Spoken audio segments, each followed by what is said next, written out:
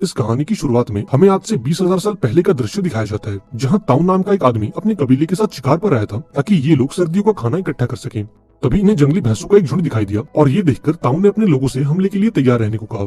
अब ये लोग धीरे धीरे उन जंगली भैंसों के करीब पहुंचे और मौका पाते ही इन लोगों ने उन पर हमला कर दिया। अब यहाँ तक तो सब कुछ ठीक था, पर तभी अचानक से उनमें से एक भैंसा ताऊ के बेटे कीड़ा के पीछे पड़ गया। अब चूंकि कीड़ा पहली बार शिकार पर आया था, इसलिए वो इस जंगली भैंसे से डरकर भागने लगा, पर तभी इस भैंसे ने उसे हवा में उछाल दिया और उसे बहुत ही बुरी तरह से जख्मी कर दिया।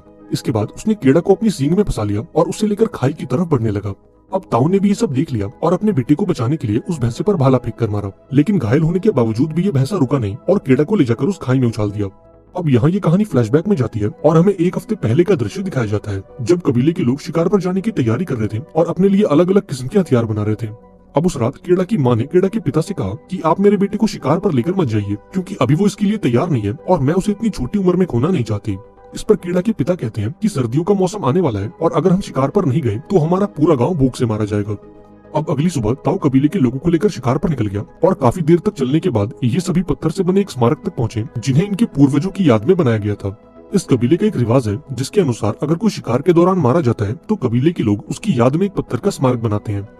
यहाँ ताऊ और उसके साथी आगे बढ़ ही रहे थे कि तभी इनकी मुलाकात एक दूसरे कबीले से होती है। अब इस कबीले के लोग भी शिकार पर निकले थे, इसलिए इन सभी ने एक साथ आगे बढ़ने का फैसला किया। अब उस शाम इन सभी ने मिलकर एक जंगली सुअर को पकड़ा और इस सुअर को मारने की जिम्मेदारी कीड़ा को दी गई। अब कीड़ा ने आज तक एक मच्छर नहीं मारा, तो इस सुअर को मारना तो बहुत बड़ी बात थी। ये देखकर ताऊ काफी निराश हुआ और कीड़ा को समझाया कि अगर ऐसा ही चलता रहा तो तुम कभी इस कबीले के सरदार नहीं बन पाओगे और मुझे ना चाहकर भी तुम्हारी जगह किसी और को देनी होगी। अब जब रात हुई तो ये सभी आग जलाकर उसके पास बैठ गए और अपने शिकार को पकाकर खाने लगे, लेकिन तभी इन्हें किसी जंगली जानवर की आवाज सुनाई दी, जिसे सुनकर ताऊ ने सभी को सावधान रहने को कहा।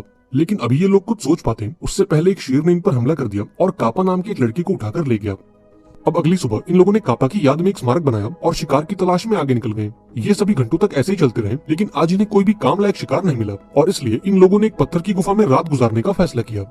यहाँ कीड़ा के पिता ने उसके हाथ पर एक स्टार्स का टैटू बनाया और उसे बताया कि जब रात के दौरान तुम इन तारों का पीछा करोगे तो तुम अपने कबीले तक पहुंच जाओगे।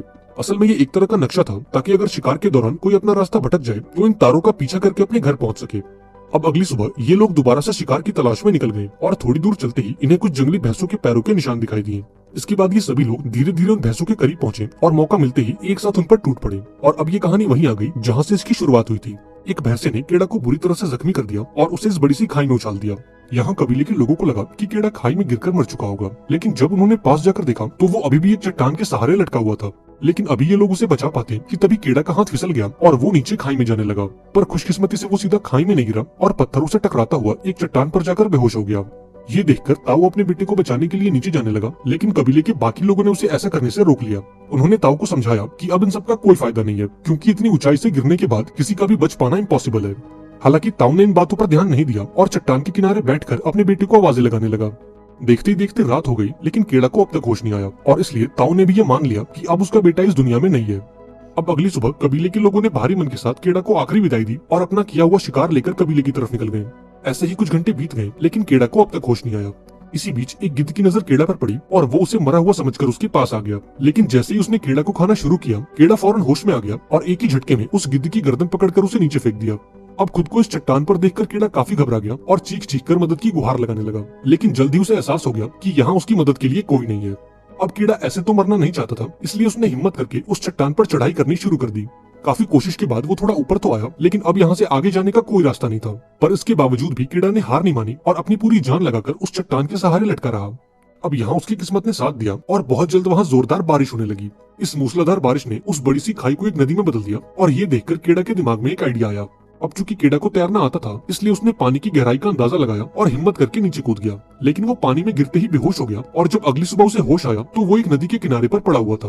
अब कीड़ा जिंदा तो बच गया था, लेकिन उसके पाँव की हालत इतनी खराब थी कि वो उसे ठीक से हिला तक नहीं पा रहा था।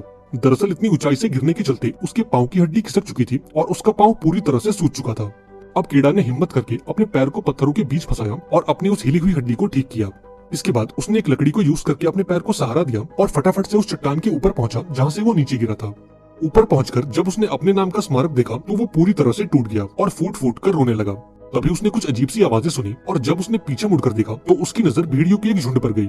अभी वो कुछ सोच पाता कि तभी इन भेड़ियों ने उस पर हमला कर दिया और तेजी से उसकी तरफ बढ़ने लगे। अब अपनी जान बचाने के लिए केड़ा पास के एक पेड़ पर चढ़ने लगा, पर तभी इनमें से एक भेड़िया उसके पैर को पकड़कर नीचे खींचने लगा। ये देखकर केड़ा ने फौरन अपना हथियार निकाला और इस भेड़िए पर वार करके इसे जख्मी कर दिया।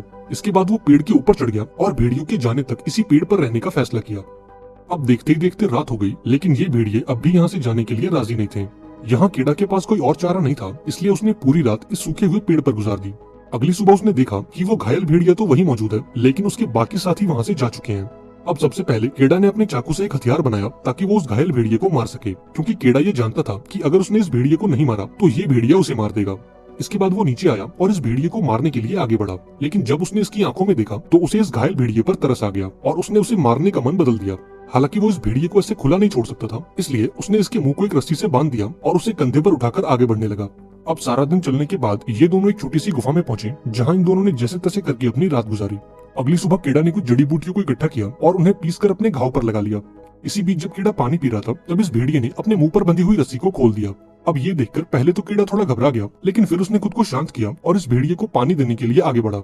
अब यहाँ इस भेड़िए ने दांत दिखाकर केड़ा को डराने की कोशिश की, लेकिन इसके बावजूद भी केड़ा शांत रहा और उसे पानी देने की कोशिश की। अब केड़ा का ये बर्ताव देखकर भेड़िया भी शांत हो गया, क्योंकि वो ये समझ चुका था कि अब उसे केड़ा से कोई खतरा नहीं है। इसके बाद केड़ा ने भेड़िए की चोट पर लगे कीड़ों को साफ किया और उस पर जड़ी बूटियों का लेप लगा दिया। अब उस शाम केड़ा ने खरगोश का शिकार किया और उसे पकाने के लिए गुफा में आग जलाने लगा। इस दौरान भेड़िए ने उससे वो खरगोश छीनने की कोशिश की, लेकिन केड़ा ने उसे डराकर शांत कर दिया और खुद को ताकतवर दिखाने के लिए वो उस खरगोश को कच्चा ही खाने लगा। ये देखकर वो भेड़िया भी डर गया और चुपचाप जाकर एक कोने में बैठ गया। अब उस रात केड़ा को खाना खाकर काफी राहत मिली, क्योंकि पिछले कई दिनों से उसने कुछ नहीं खाया था। यहाँ उसने भेड़िए को भी थोड़ा खाना दिया और ये भेड़िया भी किसी पालतू कुत्ते की तरह चुपचाप वो खाना खाने लगा। अब चूंकि केड़ा काफी घायल था, इसलिए उसने कुछ दिनों तक इसी गुफा में रहने का फैसला किया। ऐसे ही दिन गुजरते गए और एक रात केड़ा ने अपने हाथ पर बने टैटूज को देखा। ये देखकर उसे अपने घर की याद आने लगी और उसने बर्फ गिरने से पहले अपने घर वापस लौटने का फैसला किया। अब अगली सुबह केड़ा अपने घर के लिए रवाना होता है और उस भेड़िए से अपने परिवार के पास जाने को कहता है, लेकिन जब काफी कोशिशों के बाद भी ये भेड़िया नहीं हिला तो केड़ा ने अकेले ही आगे बढ़ने का फैसला किया। अब थोड़ा आगे जाते ही केड़ा ने ये नोटिस किया कि कोई उसका पीछा कर रहा है, और जब उसने पीछे मुड़कर देखा तो ये कोई और नहीं बल्कि वो भेड़िया ही था। यहाँ केड़ा ने एक लकड़ी फेंककर उस भेड़िए को डराने की कोशिश की, लेकिन डर के भागने के बजाय वो भेड़िया उस लकड़ी को अपने मुंह में दबाकर केड़ा के पास आ गया। इस भेड़िए को बनना तो एक कुत्ता ही था, लेकिन फैमिली प्रेशर के चलते बेचारा भेड़िया बन गया। खैर, अब थोड़ा आगे जाते ही इन दोनों की नजर कुछ जंगली सुअरों पर पड़ी और ये देखते ही भेड़िया उनका शिकार करने के लिए उनकी तरफ भागा। अब भेड़िए से बचने के लिए ये सुअर केड़ा की तरफ भागे, लेकिन उनको मारने के बजाय केड़ा उनसे डरकर बैठ गया और ये सुअर यहाँ से भाग निकले। यहाँ ये भेड़िया केड़ा से काफी निराश हुआ, क्योंकि उसके चलते आज रात इन दोनों को भूखा सोना पड़ेगा। हालांकि बहुत जल्द इन दोनों में दोबारा से दोस्ती हो गई और केड़ा ने इसका नाम अल्फा रखा। अब उस शाम अल्फा को एक छोटा सा खरगोश दिखा और इस बार उसने कोई गलती नहीं की। उसने खरगोश का शिकार किया और रात को इन दोनों ने साथ मिलकर खाना खाया। अब जब सोने की बारी आई तो अल्फा केड़ा से चिपक कर सो गया ताकि इन दोनों को ठंड न लगे। ऐसे ही दिन गुजरते गए और ये दोनों एक साथ अपने मंजिल की तरफ बढ़ते रहे। अगले कुछ दिनों में केड़ा अल्फा की मदद से शिकार करना भी सीख गया और देखते ही देखते इन दोनों की दोस्ती और गहरी होती गई। ऐसे ही कुछ दिन और गुजर गए और अब चारों तरफ सर्दियों का मौसम आ चुका था। सर्दियों में ये पूरा इलाका बर्फ की एक सफेद चादर से ढक गया और चारों तरफ बर्फीली हवाएं चलने लगी, लेकिन इसके बावजूद भी केड़ा और अल्फा ने हार नहीं मानी और अपने घर की ओर बढ़ते रहे। इस बर्फीले मौसम में भी ये दोनों जैसे तैसे करके शिकार ढूंढ ही लेते और उसे खाकर जिंदा बचे रहते। अब एक दिन चलते चलते केड़ा के पैर के नीचे की बर्फ टूट गई और वो सीधा पानी में जा गिरा। दरअसल ये एक छोटा सा लेक था जो सर्दियों के कारण बर्फ में जम चुका था। यहाँ केड़ा ने ऊपर आने की काफी कोशिश की, लेकिन उसे बाहर निकलने का रास्ता नहीं मिल रहा था। इधर अल्फा ने बर्फ को तोड़कर अपने दोस्त को बाहर निकालने की सोची, लेकिन इस बेचारे का वजन इतना नहीं था कि वो बर्फ की इस मोटी सी परत को तोड़ सके। अब जब केड़ा को रास्ता नहीं मिला तो उसने फटाफट से अपना चाकू निकाला और अंदर से बर्फ को तोड़ने लगा। काफी कोशिशों के बाद आखिर केड़ा ने बर्फ को तोड़ ही लिया और अल्फा की मदद से पानी से बाहर आ गया। इसके बाद उसने फटाफट से अपने कपड़े उतारे और पास में आग जलाकर खुद को गर्म किया। इन दोनों ने आज की रात यहीं गुजारी और अगली सुबह अपने सफर को कंटिन्यू किया। कुछ घंटों तक चलने के बाद केड़ा की नजर टेंट के बाहर बैठे एक आदमी पर पड़ी, जिसे देखकर वो काफी खुश हो गया। लेकिन जब उसने पास जाकर देखा तो उसकी ये सारी खुशी फौरन गायब हो गई, क्योंकि ये आदमी ठंड से जमकर मर चुका था। इसके बाद केड़ा ने इस आदमी से वो तीर और धनुष ले लिया और अल्फा को लेकर आगे चल दिया। ये दोनों काफी देर तक ऐसे ही चलते रहे, लेकिन थोड़ी देर बाद एक और मुसीबत ने दस्तक दे दी। इन दोनों का सामना जंगली कुत्तों के एक झुंड से हुआ, जिन्होंने इनको देखते ही इन पर हमला कर दिया। अब इन कुत्तों से बचने के लिए ये दोनों फटाफट से गुफा के अंदर घुस गए और घात लगाकर कुत्तों का इंतजार करने लगे। लेकिन जब इन्हें कोई हलचल दिखाई नहीं दी तो ये दोनों रिलैक्स होकर वहीं बैठ गए। पर ये इस बात से अनजान थे कि जिस गुफा में ये मौजूद हैं वो एक आदमखोर तेंदुए की है। अभी ये दोनों कुछ सोच पाते कि तभी इनके सामने एक ब्लैक पैंथर आ गया और उसने केड़ा को देखते ही उस पर हमला कर दिया। लेकिन हर बार की तरह इस बार भी अल्फा बीच में आ गया और केड़ा को इस तेंदुए से बचाने की कोशिश की, और ये तेंदुआ साइज में काफी बड़ा था और वो अल्फा पर भारी पड़ रहा था। ये देखकर केड़ा ने वो तीर और कमान निकाला और हिम्मत करके उस तेंदुए पर एक तीर छोड़ दिया। लकीली केड़ा का तीर बिल्कुल निशाने पर लगा और तीर लगते ही वो तेंदुआ जमीन पर गिर गया। इसके बाद केड़ा ने अल्फा के जख्मों को साफ किया और उस पर जड़ी बूटियों का लेप लगाया। केड़ा अल्फा का शुक्रगुजार था क्योंकि इस सफर में न जाने कितनी बार अल्फा ने उसकी जान बचाई थी और इसलिए वो अल्फा को अपने साथ घर ले जाना चाहता था। अगली सुबह इन दोनों ने दोबारा से अपने सफर को कंटिन्यू किया और धीरे धीरे आगे बढ़ते रहे। कई घंटों तक चलने के बाद आखिर में केड़ा को वो स्मारक दिखाई दिया जिन्हें हमने मूवी की शुरुआत में देखा था, और इसका मतलब ये था कि अब ये दोनों अपनी मंजिल के काफी करीब हैं। ये देखकर केड़ा काफी खुश हुआ और आगे बढ़ना जारी रखा, लेकिन इसी बीच अल्फा जमीन पर गिर गया क्योंकि अपने जख्मों के चलते वो काफी कमजोर हो चुका था। ये देखकर केड़ा समझ गया कि अब अल्फा अपने पैरों पर नहीं चल पाएगा, इसलिए उसने अल्फा को अपनी गोद में उठा लिया और धीरे धीरे आगे बढ़ने लगा। आखिरकार उसकी ये मेहनत रंग लाई और एक जगह पर पहुंचकर उसे दूर से अपनी बस्ती दिखाई दी। इतने दिनों बाद अपनी बस्ती को देखकर केड़ा की खुशी का तो ठिकाना नहीं था। इसके बाद वो फटाफट से अपनी बस्ती में पहुंचा, जहां पहुंचते ही वो जमीन पर गिर गया। अब जब केड़ा के माता पिता ने उसे देखा तो उनके पैरों तले जमीन खिसक गई और उन्होंने फौरन केड़ा को अपने गले से लगा लिया। यहाँ केड़ा ने ताऊ से कहा कि वो किसी भी हालत में अल्फा को जिंदा बचा ले, और इतना कहते ही वो बेहोश हो गया। कुछ घंटों बाद जब केड़ा को होश आया तो वो अपने घर के अंदर मौजूद था और अल्फा भी उसके बगल में लेटा हुआ था। यहाँ उसे ये बात पता लगी कि अल्फा ने कुछ छोटे बच्चों को जन्म दिया है। इसका मतलब ये था कि अल्फा एक मादा भेड़िया है और इस पूरे सफर के दौरान वो पेट से थी। इसके बावजूद भी उसने हर कदम पर केड़ा का साथ दिया और ना जाने कितनी बार उसकी जान बचाई। ये जानकर केड़ा के दिल में अल्फा के लिए प्यार और बढ़ गया और उसने अल्फा को गले से लगा लिया। आई होप आपको ये कहानी पसंद आई होगी। अगर वीडियो अच्छी लगी हो तो इसे लाइक कर देना और चैनल को भी सब्सक्राइब कर देना। मिलते हैं अगली वीडियो में, और तब तक के लिए be safe and keep chilling.